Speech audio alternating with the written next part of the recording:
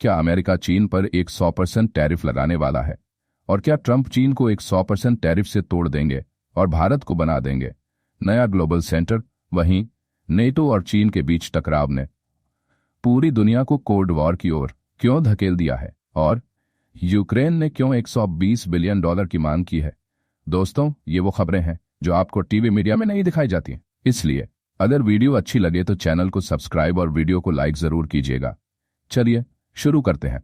सबसे पहले बात करते हैं इंडिया टुडे की रिपोर्ट के मुताबिक अमेरिका के राष्ट्रपति डोनाल्ड ट्रंप ने एक बार फिर वैश्विक बाजार में भूचाल ला दिया है।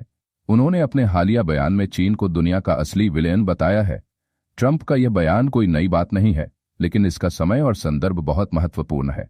ये दिखाता है कि अगर ट्रंप की पहली प्राथमिकता चीन को हर मोर्चे पर घेरना है। लेकिन इस कहानी का सबसे दिलचस्प पहलू यह है कि इस बार ट्रंप ने भारत के प्रधानमंत्री नरेंद्र मोदी का नाम बख्श दिया है।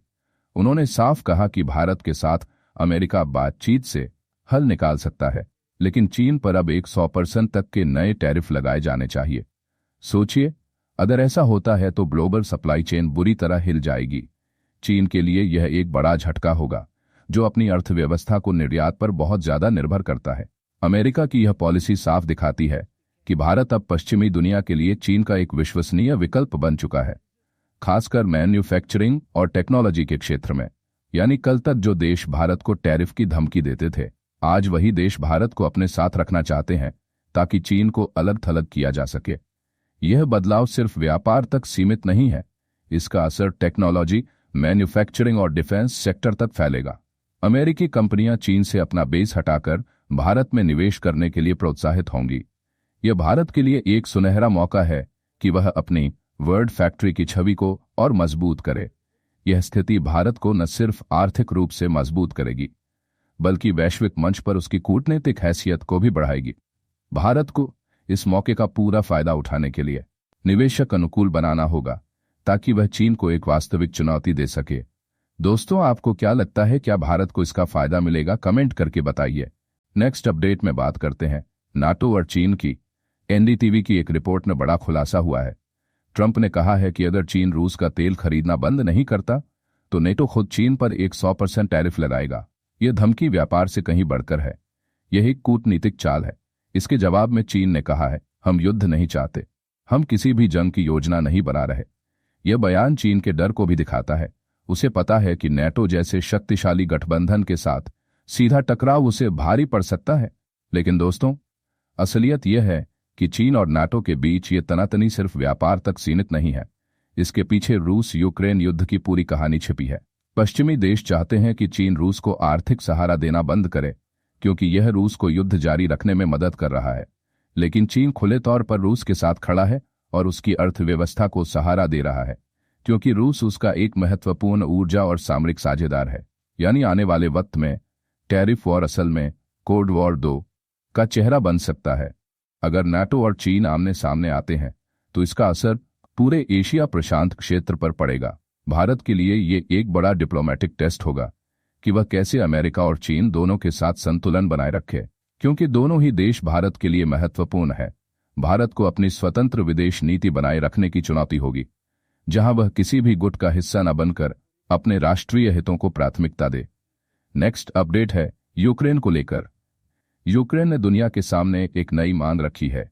अगर युद्ध 2026 तक खिंचता है तो उसे $120 बिलियन की जरूरत होगी।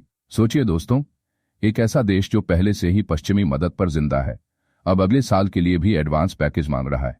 ये साफ बताता है कि रूस यूक्रेन जंग अभी जल्दी खत्म होने वाली नहीं है और इसका असर पूरी दुनिया पर पड़ेगा। अमेरिका और यूरोप चाहे जितना पैसा झोंक दें, रूस पीछे हटने वाला नहीं है, क्योंकि उसके लिए यह युद्ध उसकी राष्ट्रीय सुरक्षा का सवाल बन चुका है और इस पूरे खेल का सीधा असर तेल, गैस और ग्लोबल इकोनॉमी पर पड़ेगा। भारत जैसे देश इस स्थिति से फायदा उठाने की कोशिश करेंगे, चाहे वो सस्ते तेल की खरीद हो या ग्लोबल मार्केट में निर्यात का बढ़ता अवसर। भारत की रूस से सस्ते तेल की खरीद ने उसकी अर्थव्यवस्था को मजबूत किया है और उसे मुद्रास्फीति को नियंत्रित करने में मदद मिली है, जबकि यूरोप को ऊर्जा संकट और बढ़ती कीमतों का सामना करना पड़ा है।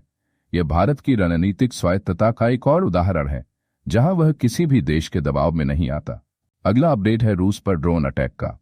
हिंदुस्तान टाइम्स की रिपोर्ट के मुताबिक रूस की बैशनफ्ट रिफाइनरी पर एक बड़ा ड्रोन हमला हुआ, लेकिन रूस ने दावा किया है कि इस हमले से उसके कामकाज पर कोई असर नहीं पड़ा। यहां दो चीजें समझनी जरूरी हैं। पहली, रूस अब इतना मजबूत हो चुका है कि ड्रोन हमले उसकी अर्थव्यवस्था को नहीं रोक पा रहे। इसका मतलब है कि उसने अपने महत्वपूर्ण बुनियादी ढांचे की सुरक्षा के लिए पुख्ता इंतजाम किए हैं। दूसरी, पश्चिमी मीडिया जितना चाहे रूस को कमजोर दिखाए, असलियत यह है कि रूस अपने तेल गैस निर्यात को जारी रखे हुए है, जिससे उसकी अर्थव्यवस्था मजबूत बनी हुई है, और यही तेल भारत जैसे देशों को सस्ते दामों पर मिल रहा है। इसका सीधा मतलब है कि भारत एनर्जी सेक्टर में और ज्यादा सुरक्षित स्थिति बना रहा है, जबकि यूरोप महंगे तेल और गैस की वजह से संकट झेल रहा है। यह दिखाता है कि भारत ने ऊर्जा सुरक्षा के मामले में एक स्मार्ट रणनीति अपनाई है, जो उसके राष्ट्रीय हितों को सबसे ऊपर रखती है।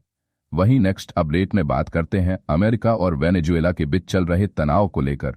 इंडियन एक्सप्रेस की रिपोर्ट बताती है कि अमेरिका ने अपने F-35 fighter jets Puerto Rico में तैनात कर दिए हैं। इसका सीधा मतलब है कि वेनेजुएला को लेकर तनाव बढ़ रहा है। वेनेजुएला में तेल के विशाल भंडार हैं और पिछले कुछ महीनों से वेनेजुएला और अमेरिका के बीच टकराव बढ़ा है, खासकर तेल के मुद्दे पर। और अब जब रूस, चीन, ईरान पहले से अमेरिका को चुनौती दे रहे हैं, ऐसे में वेनेजुएला का मोर्चा खोलना अमेरिका की मजबूरी भी है और कमजोरी भी। दोस्तों सोचिए, अमेरिका कितने मोर्चों पर लड़ रहा है? चीन, रूस, ईरान और अब वेनेजुएला। सवाल यह है कि क्या अमेरिका इतनी जंगों को झेल पाएगा? इतिहास गवाह है कि जब भी कोई सुपर पावर कई मोर्चों पर उलझा है, उसकी ताकत धीरे धीरे कमजोर हुई है। क्या यही अमेरिका के साथ होने वाला है? यह स्थिति अमेरिका की वैश्विक प्रभुत्व पर एक बड़ा सवाल खड़ा करती है और यह भी दिखाती है कि अब दुनिया एक ध्रुवीय नहीं बल्कि बहुध्रुवीय हो चुकी है। लास्ट और इंपॉर्टेंट अपडेट में बात करते हैं ऑस्ट्रेलिया की। रॉयटर्स की रिपोर्ट के मुताबिक ऑस्ट्रेलिया ने घोषणा की है कि वह $8 बिलियन का निवेश करके न्यूक्लियर सबमरीन शिपयार्ड बनाएगा। यह खबर छोटी लग सकती है, लेकिन इसके मायने बहुत बड़े हैं। ऑस्ट्रेलिया अब अमेरिका और ब्रिटेन के साथ मिलकर ऑकुस पैक्ट के तहत इंडो पैसिफिक में चीन को घेरने की तैयारी कर रहा है। सोचिए, जब हिंद प्रशांत महासागर में भारत, अमेरिका, जापान और ऑस्ट्रेलिया की नौसेनाएं मिलकर गश्त करेंगी, तो चीन की नेवी ड्रीम्स कैसे टिक पाएंगी? ऑस्ट्रेलिया की इस चाल से साफ है कि आने वाला दशक हिंद प्रशांत महासागर का होगा और भारत इस पूरे गेम का सबसे अहम खिलाड़ी है। यह भारत की एक्ट ईस्ट पॉलिसी को और भी मजबूत करेगा और भारत को एक महत्वपूर्ण क्षेत्रीय शक्ति के रूप में स्थापित करेगा। यह निवेश चीन के लिए एक सीधा और स्पष्ट संदेश है कि उसके पड़ोस में उसकी मनमानी नहीं चलेगी और उसकी नौसैनिक महत्वाकांक्षाओं को रोकने के लिए पश्चिमी देश पूरी तरह से तैयार है। तो दोस्तों, ये थी आज की मेजर अपडेट्स। कमेंट करके जरूर बताइएगा कि आपको कौन सा अपडेट अच्छा लगा। वीडियो अच्छा लगा हो तो चैनल को सब्सक्राइब और वीडियो को लाइक करना मत भूलिएगा। मिलते हैं एक नई वीडियो में। जय हिंद।